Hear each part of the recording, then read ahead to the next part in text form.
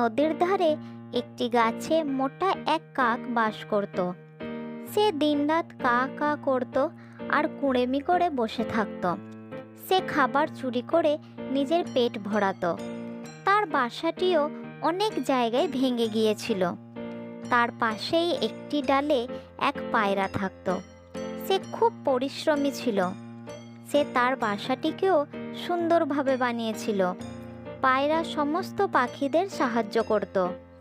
সে কাককে সব সময় ভালো যুক্তি দিত, কিন্তু কাক শুধু তার কথা শুনতো, কোনো উত্তর দিত না।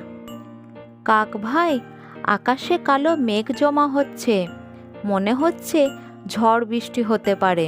তুমি কি নিজের বাসাটির অবস্থা দেখে কিছু ভেবেছো?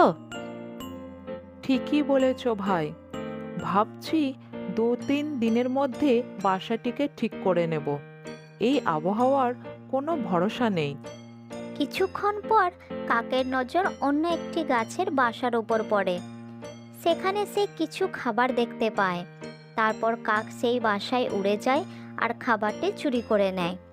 সে যেখানে যা খাবার দেখতে পেত সঙ্গে সঙ্গে চুরি করে নিত। তার বাসার থেকে নিজের পেটের চিন্তা সব থেকে বেশি ছিল। এইভাবেই 3 দিন পেরিয়ে যায় আর কাক কুঁড়েমি করে বসে থাকে। পরের দিন সকালে জোরে হাওয়া বয় আর কাকের বাসাটি নিচে পড়ে যায়।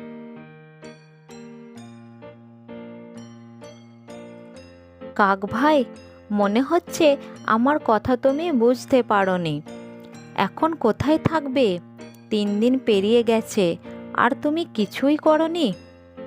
তুমি তো একদম ঠিক কথা বলেছ। এখন আমাকে কিছু করতেই হবে, না হলে আমাকে বৃষ্টিতে ভিজতে হবে।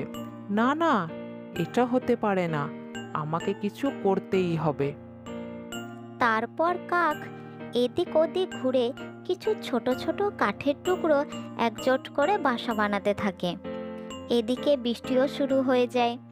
কিছুক্ষণ পর কাক বাসা বানাতে না পেরে বিরক্ত হয়ে যায় আর পায়রার দিকে আশা ভরা দৃষ্টিতে দেখতে থাকে। এখন এইভাবে কি দেখছো? আমার বাসায় তাড়াতাড়ি চলে এসো। বৃষ্টিতে ভিজো না, এখানে এসে নিজের ডানা শুকিয়ে নাও। দেখলে, কুঁড়েমির ফল এরকমই হয়। এখন শুধরে যাও, না হলে পরে খুব বিপদে পড়বে। কাক তাড়াতাড়ি পায়রার বাসায় চলে যায়। কিছুক্ষণ পর বৃষ্টি থেমে যায়। পায়রা নিজের চেষ্টায় অল্প সময়ের মধ্যেই একটি সুন্দর বাসা কাকের জন্য বানায়। তারপরেও কাক কুড়েমি করে পায়রার বাসাতেই বসে থাকে।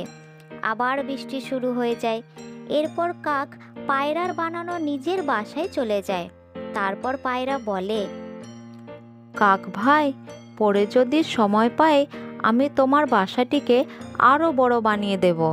তোমাকেও আমার সঙ্গে হাত লাগাতে হবে, না হলে আমি একা করতে পারবো না।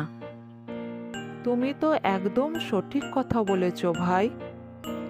শুধু ঠিক ঠিক বললেই হবে না কাক ভাই, তোমাকেও কিছু করতে হবে। এই কথাটা তো তুমি একদম ঠিক বলেছ। তুমি তো দেখছি একেবারেই নির্লজ্জ। হ্যাঁ, এটাও ঠিক বলেছ। তোমার যে কি হবে এটা তুমি জানো আর তোমার কাজ জানে। এটা কিছুটা ঠিক বলেছ। আরে, ভগবানও তো এসব জানে। এই সময়টা ছিল বর্ষাকাল, কিন্তু মেঘ আকাশ ছেড়ে যেন কোথায় চলে গেছে। দীর্ঘদিন বৃষ্টি না হওয়ার কারণে আকাল পড়ে যায়। বহু ফসল নষ্ট হয়ে যায়। খরার কারণে পশুরা খাবার পায় না। পাখিরাও খিদের জ্বালায় ছটফট করতে থাকে আর তাদের বাচ্চাদেরও খিদেই অবস্থা খারাপ হয়ে যায়। এদিকে কাক তার অভ্যাস ছাড়ে না। সে তার চুরি চালিয়ে যায়। পায়রা পশু পাখিদের এই যন্ত্রণা আর দেখতে পারে না। সে উড়তে উড়তে মা গঙ্গার কাছে যায় আর বলে, হে মা গঙ্গা, জঙ্গলের সমস্ত পশু পাখিরা খিদের জ্বালায় ছটফট করছে। সবাই একটু খাবারের জন্য চারিদিকে ছুটে বেড়াচ্ছে। আমাকে নিজের জন্য কিছুই চাই না। যদি বাচ্চাদের ক্ষুধা মেটাতে পারি তাহলে খুব উপকার হবে। হঠাৎ মা গঙ্গার জলে হলচল শুরু হয়ে যায়, আর সেখান থেকে মা গঙ্গা উঠে আসেন আর পায়রাকে বলেন, হে পায়রা, তুমি অনেক সৎ আর পরোপকারী। তুমি ভালো ফলের অধিকারী। তুমি যখন চাইবে, যেখানে আমাকে স্মরণ করে নিজের ইচ্ছা জানাবে, তুমি তখন সেটাই পাবে।